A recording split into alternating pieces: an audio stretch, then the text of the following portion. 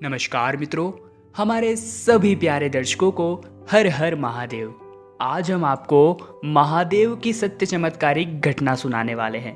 एक ऐसी घटना जिसमें भक्त पुनर्जन्म लेकर अपने कातिलों का पर्दाफाश करता है।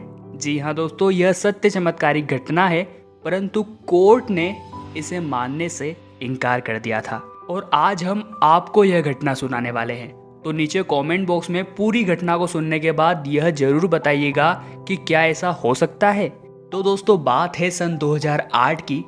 महाराष्ट्र के नासिक में एक मध्यम वर्गीय परिवार में एक बालक का जन्म हुआ, जिसका नाम उसके माता पिता ने प्रमोद रखा। प्रमोद बचपन से ही काफी प्रभावशाली और अमानवीय शक्तियों सा महसूस हो रहा था। जैसे जैसे उसकी आयु बढ़ती जा रही थी, उसमें अलग अलग परिवर्तन हो रहे थे। जैसे कि अक्सर वो रात में सपने में चिल्लाने लगता कि मुझे मत मारो, मुझे मत मारो।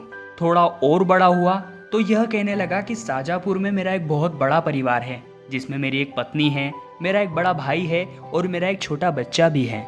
उसकी इस प्रकार की बातों को सुनकर उसके माता पिता बहुत ज्यादा चिंतित रहने लगे कि यह इस प्रकार की बातें क्यों करता है। महज 8 वर्ष की उम्र में कहीं इसे किसी प्रकार की कोई मानसिक बीमारी तो नहीं है। ऐसे में प्रमोद के माता पिता ने उसे साइकाइट्रिस्ट को दिखाने का निर्णय लिया। जब वे उसे डॉक्टर के पास दिखाने गए, तब डॉक्टर ने भी उसे एक अमानवीय शक्ति वाला बालक घोषित किया, परंतु उसमें किसी प्रकार का कोई पागलपन नहीं है, यह भी दावा किया।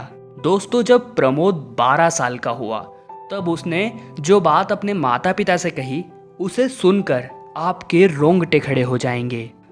प्रमोद ने अपने माता पिता को बताया कि मेरा असली नाम रामकिशन शर्मा है, मैं शाजापुर का रहने वाला हूँ, मेरी एक पत्नी है, मेरा एक भाई है, परंतु किसी लालचवश मेरे भाई ने मेरा कत्ल कर दिया था और बाहर के ही आंगन में मुझे दफना दिया था। एक 12 साल के बालक से इस प्रकार की बातों को सुनकर सभी लोग बहुत ज्यादा परेशान हो गए।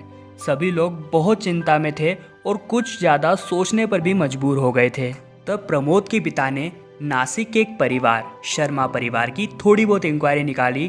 तब उन्हें जो सच्चाई पता चली, उन्हें जानकर वो बहुत ज्यादा हैरतअंगेज रह गए, क्योंकि सन 1986 में रामकिशन शर्मा का सच कुछ में देहांत हो गया था और जो प्रमोद था वह उनका पुनर्जन्म हुआ था।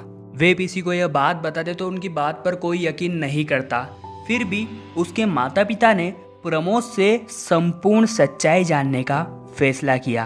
तो प्रमोद ने बताया, बात उस समय की है जब मेरी उम्र 24 साल हुआ करती थी।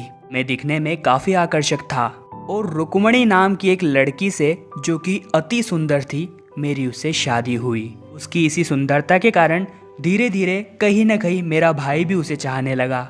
हम दोनों बहुत ज़्यादा खुश थे अपने वैवाहिक जीवन पे, परंतु कहीं न कहीं हमारे भाई की काली नज़र हमारे दाम्पत्य जीवन पर थी। तभी मेरे भाई ने प्लान बनाया कि अगर वो मुझे मार देता है तो रुक्मणी की शादी उससे करवा दी जाएगी।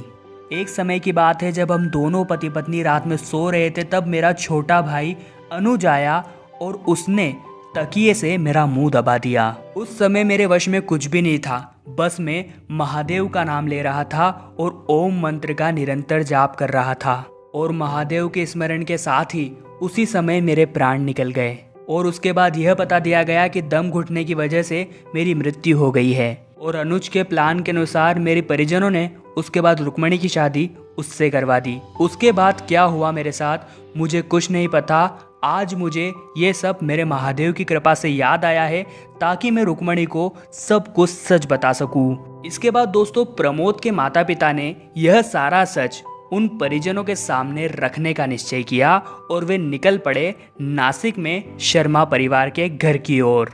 जब हम उनके घर के यहाँ पहुंचे, तभी आंगन में रुक्मणी खड़ी हुई थी। प्रमोद उनके पास गया और उसने उसके गाल पे हाथ करके कहा कि कैसी हो मेरी रुक्मणी। वो अंदर गया, उसके माता पिता के उसने चरण स्पर्श किए। उस समय तक शर्मा परिवार के कुछ समझ नहीं आ रहा था। उसी समय अनुज वहां आ गया। अनुज को देखते ही प्रमोद बहुत ज्यादा गुस्सा हो गया, उसको मारने के लिए दौड़ा और उसकी कॉलर पकड़कर पूछा कि तूने मेरे साथ ऐसा क्यों किया। इसके बाद प्रमोद के माता पिता ने सारी सच्चाई शर्मा परिवार के सदस्यों को बताई और प्रमोद जो तथ्य बता रहा था उसके आधार पर उन्हें उस सच्चाई को मानना भी पड़ा। उन्होंने अनुज का बहिष्कार किया और रुक्मणी ने भी उसका साथ छोड़ दिया। जहां तक बात है कत्ल की सजा मिलने की, तो कोर्ट ने इन सब बातों को नहीं माना, क्योंकि कोर्ट किसी भी प्रकार के पुनर्जन्म की बातों पर विश्वास नहीं करती है। तो दोस्तों आप हमें बताइए, क्या आप इस घटना पर विश्वास करते हैं? क्या इस प्रकार का कुछ घटनाक्रम हो भी सकता है? क्या पुनर्जन्म के इतने साल बाद कोई बंदा अपनी मौत का बदला लेने आ सकता है? जी हाँ दोस्तों, महादेव के प्रति सच्ची श्रद्धा अगर इंसान रखता है तो जीवन में कुछ भी हो सकता है। अगर आपको इस घटनाक्रम ने प्रभावित किया हो तो लाइक जरूर कर देना। कमेंट बॉक्स में आप अपनी राय दे सकते हैं